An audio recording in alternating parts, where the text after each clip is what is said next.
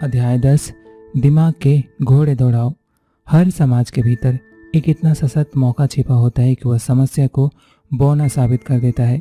कामयाबी की जितनी भी बड़ी कहानियां हैं वो उन्हीं लोगों की हैं जिन्होंने समस्या को पहचाना और उसे मौके में बदल डाला। जोसेफ सुगरमैन। अपने और अपनी ज़िंदगी के बारे में आपकी सोच ही आपके साथ होने वाली तकरीबन हर बात का निर्धारण करती है। अपनी सोच पर पूरी तरह से नियंत्रण पाना ही आपकी प्राथमिक जिम्मेदारी है। उन्हीं बातों पर अपने शब्दों और विचारों को पूरी तरह से केंद्रित रखना जो कि आप चाहते हैं। इसके साथ ही आपको उन बातों के बारे में भी नहीं सोचना चाहिए जो आप नहीं चाहते हैं।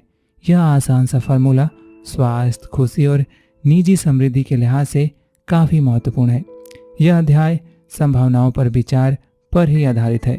इस प्रक्रिया में आप अपने इर्द गिर्द के हर बात को परेशानी या समस्या नहीं बल्कि संभावना और मौके के तौर पर देखने लग जाते हैं।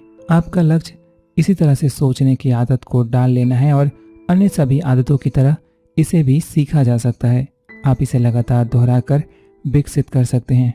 अंततः आप हर काम में पूरी तरह से सकारात्मक और रचनात्मक इंसान बन जाएंगे।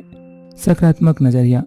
जिंदगी के हर एक क्षेत्र में कामयाबी का सकारात्मक नजरिए से गहरा ताल्लुक है। आमतौर पर हम उन्हीं लोगों को पसंद करते हैं और उनके जैसा ही बनना चाहते हैं जो अपने काम और ज़िंदगी को लेकर सकारात्मक और खुशगवार नज़रिया रखते हों। कोई भी ऐसे व्यक्ति के साथ वक्त बिताना पसंद नहीं करेगा जो नकारात्मक, निराशावादी और हर वक्त शिकायतें ही करता रहता हो।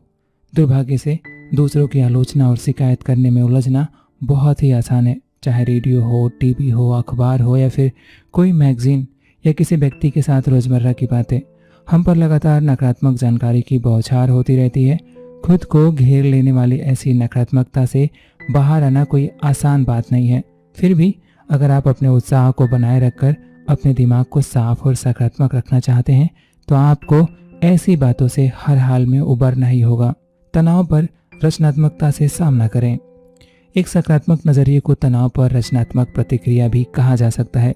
इसका यह मतलब ही नहीं है कि चाहे जो हो जाए आप मुस्कुराते ही रहें, बल्कि सकारात्मक नज़रिए का मतलब होता है कि आप अपनी ज़िंदगी की नौ टाली जा सकने वाली समस्याओं का एक औसत व्यक्ति से बेहतर तरीके से सामना करें। तनाव तो अवश्यंभावी है, समस्याएं कभी खत्म नहीं होने वाली। आपका नियंत्रण केवल इस बात पर होता है कि तनाव पर आप किस तरह से प्रतिक्रिया देते हैं। अगर आप सकारात्मक और रचनात्मक तरीके से उसका जवाब देते हैं तो आप सकारात्मक नज़रिया बरकरार रखने में कामयाब हो जाएंगे।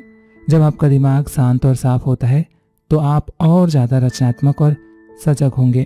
आपको समस्या के हल और अपने लक्ष्य की ओर अग्रसर होने के लिए ज़्यादा विकल्प दिखाई देंगे। जब आप किसी समस्या या परेशानी का नकारात्मक या नाराज होकर जवाब देते हैं तो आप ऐसी कई मानसिक प्रक्रियाओं को जन्म दे देते हैं जो कि आपके दिमाग की रचनात्मकता को बंद सा कर देती है। प्रतिक्रिया और जवाब की बजाय आपके दिमाग में केवल लड़ने के ही विचार आने लगते हैं। आत्मशक्ति के 5 चरण। खुद को सकारात्मक रखकर अपने लक्ष्य को तेजी से हासिल करने के लिए आपको 5 चरणों की एक प्रक्रिया को अपनाना पड़ेगा।